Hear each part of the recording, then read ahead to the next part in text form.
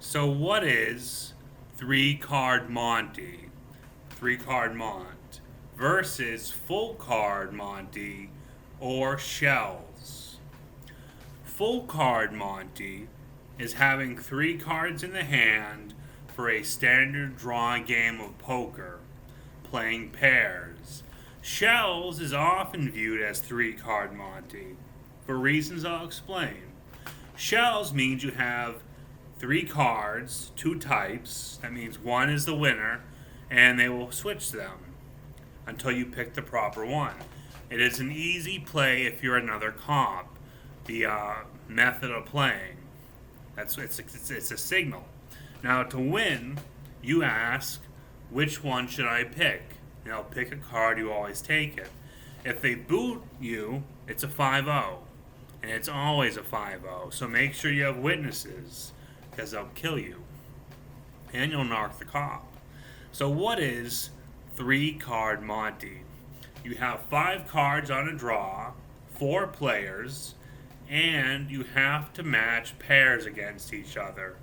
There's a mandatory ante, but you can't get off the table, even if you have no chips, without losing a pair strike, and you have to have chips. You can invoke when it's your turn to draw, bet, or play a dare. A dare is anything without food, drugs, or violence. And you have to have a rule that nobody can like Kenny Rogers. Otherwise, they draw cops to the table, and it's more violent or dangerous, it's more serious and severe. So what's the point of this game? My uncle Daniel O'Neill from Boston BU Journalism invented this in prison down in the Southwest. He went down for killing a journalist disguised as a cop, and of course, instead of face the chair, he actually got a permanent commitment in a nice club-fed mental facility. Not a nice place to be, but if you catch Che Guevera and get him shot, get the tail on it, it's not so bad. So what does this game do if you play Texas Hold'em within the rules? And this has been going on for a while. You take over first prison, then the country, all the juice rules. What does Samuel L. Jackson mean when he says, "I don't eat no swine"? That means he's a cop. Jules Winfield in Pulp Fiction is a police officer. Either Samuel L. Jackson or the character is a pig. That's where pig is from. Prior to that, a communist. Now, a catch-all term for somebody that's poor but lives off the public tax debt. Now, this is what happens. On campus, a college campus, this is how it gets into a town. You can have orange juice only if you have bacon with it. Bacon. And if they catch you drinking orange juice without bacon because you smear the orange on the plate, observing somebody else doing it, someone else playing three card, or not three card on Texas Hold'em, that will automatically invoke a cop badge. Then you have to do a marriage proposition for yourself, not somebody else, on Ramadan.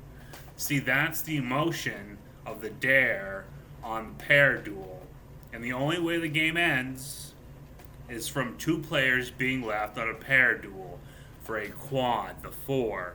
That means you have to invoke eating their feces if they don't accept the gay marriage between 2 police officers, firefighters.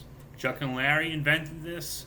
They made it seem like it was a con, the marriage. I'm afraid it's not. So at this point, the person that's eating the feces induces a rare atypical psychotic break on the person that's been seen eating bacon and orange juice, which could be anybody that's not a comp following the rules. They go their merry way and have a psychotic break and go into mental health.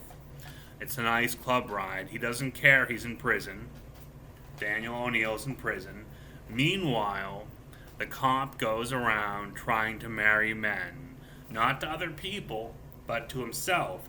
And it spreads the rule against gambling for cops. Gambling is how you raise a family. in a banking calculation.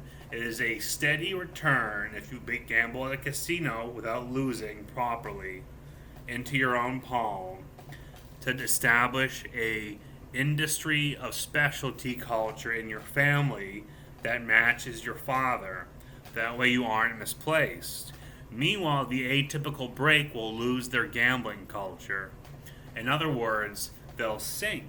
And if their father has ever held a badge, they drive him broke on banking fees. And if he sold insurance, he has the fees excused against his insurer, his prior company of employ. You've just killed James Bond, Daniel O'Neill says. So now we have Shells being renamed 3-Card Monty, the concept of the insurance salesman and the cop refusing to be a firefighter, a merger of accounts between the cop and fire budget, being renamed Shells by somebody that doesn't eat no swine. They're trying to get out of it. And now we all assume that when we hear about 3-Card Monty, it's a cop game. And now they're trying to play Texas Hold'em while being Kenny Rogers, the very same type of fan that was outed by Daniel O'Neill for disliking Kenny Rogers but being a cop, because they all remember him listening to it. That's how cops figured out that Kenny Rogers was a commie, a pig, not a 5-0 badge, which is just what Daniel said before he blew his brains out and the cops busted Che Guevara. And now a commie, a public debts burden man that's actually leeching off the cop's salary, can't get a break. Just a candy bar.